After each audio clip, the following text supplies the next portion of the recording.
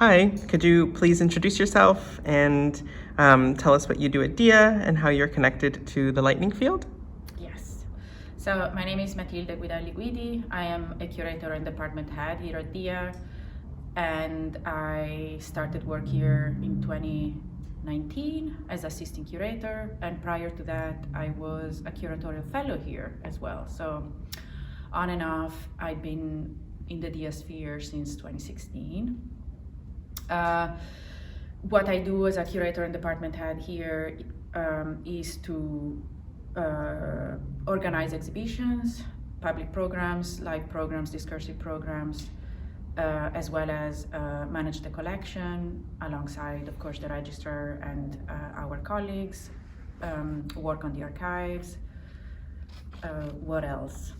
How are you connected to the lightning field? How am I connected to the lightning field? As part of the job of curator at DIA compared to other institutions is that, given the specific nature of the institution being multi-sited, as curators, our collection is spread across a territory rather than simply, hosted in a storage, which makes so that each of our so-called sites are to be stewarded, and as part of our job as curators, we do have areas of responsibilities, and one of my areas of responsibility is Walter Di Maria sites. And how do these sites make DIA unique?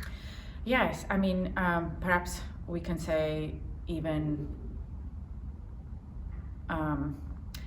one of the reasons that drew me to work at DIA is the specificity of its mission, which is to support artists realize their vision. Very simple, if you think about it, and very straightforward, but also very selective. And over the years, DIA has implemented that mission in a variety of ways. Over the past 50 years, has implemented that mission in a variety of ways, one of which is to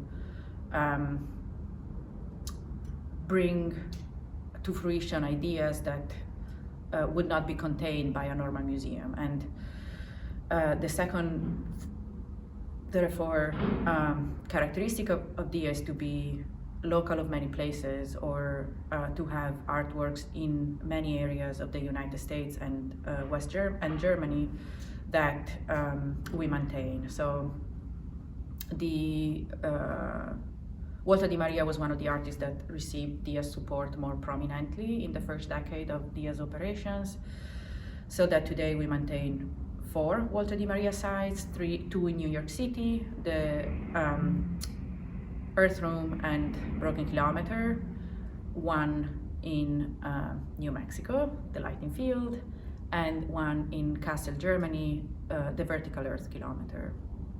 And they were all realized with the support of DIA in conversation with the artist. Yeah, thank you. Between 77 and 79.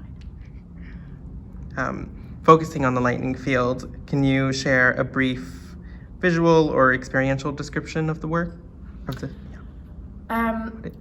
First, I want to say that Walter Di Maria, as an artist, not unlike other artists of a generation, but he was particularly interested in experience firsthand, and as much as possible not projecting too much discourse on the artwork, but rather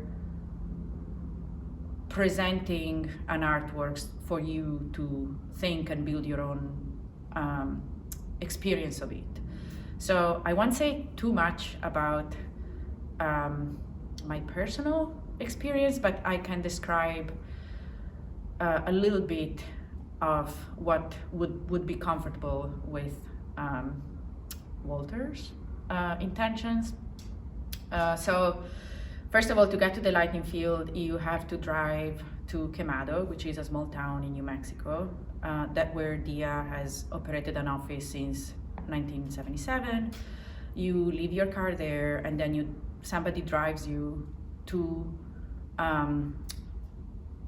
through a dirt road for about maybe 45 minutes to the lightning field, which consists of log cabin, which was found on the premises when the field was constructed, where you sleep and spend 24 hours, and then an array of 400 stainless steel poles arranged on a grid measuring 1 mile by 1 kilometer. The poles are very specifically aligned at the top, so that Walter would say you can lay a sheet of glass on them and it would be perfectly even. That is kind of almost magical, given that the ground upon which the lightning field is built is obviously has a lot of asperities and it's very uneven. So imagine that the poles are kind of aligned at the top, which means that there's this kind of extreme precision that then becomes part of the experience of the work. To me, probably the most interesting thing is that it shouldn't be called the lightning field, because lightning is only one part of the experience, but truly it could be called the durational field. And I think because duration and what you experience over time being there with the work is probably the most impressive part of the experience. The most beautiful moment for me is the morning when the sun rises, because at night you don't see the poles. As the sun starts to rise, it's almost like a ghostly appearance. One after the other, the poles start to appear, and it's pretty magical. Great. And maybe what were some of the things that Walter was thinking about when he... Really thinking about isolation and what does that mean, or aloneness, he would say, or and what are the conditions that can facilitate that. And in this case, of course, there's a journey to a place that is pretty remote. There's nothing around you intentionally. We describe it as, with this word called view shed, so there's nothing in your view beside the lightning field and the artwork. So you have this kind of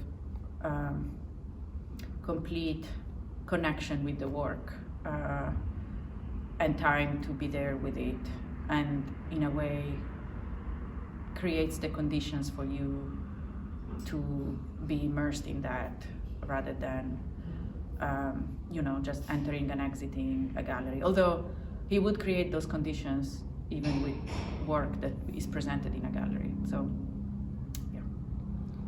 Thank you. Thank you so much.